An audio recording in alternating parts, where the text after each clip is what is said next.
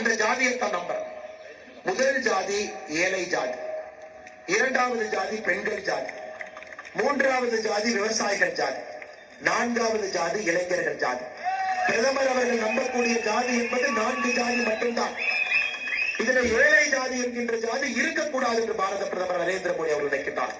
ஏழை என்கின்ற வார்த்தை இந்தியாவில் இருக்கக்கூடாது. எல்லா திட்டங்களையும் கொண்டு வரும். அவர்களுக்கு என்ன வேண்டுமோ நேரடியாக அவர்கள் கொண்டு வந்து சேர்த்து இளைஞர் ஜாதி, விவசாய ஜாதி, பெண்கள் ஜாதியை ஊக்குவிக்கணும். பாரதிய ஜனதா கட்சியை பொறுத்தவரை, பிரதமரை பொறுத்தவரை 4 ஜாதிகள் மீது மட்டும்தான் எங்களுக்கு நம்பிக்கை இருக்கிறது. இந்த 4 ஜாதிகளுக்கு வேலை செய்ய வேண்டும் என்கின்ற உத்தரவை மட்டும்தான் பாரத பிரதமர் நரேந்திர மோடி அவர்கள் நமக்கு அளிச்சிருக்கிறார்.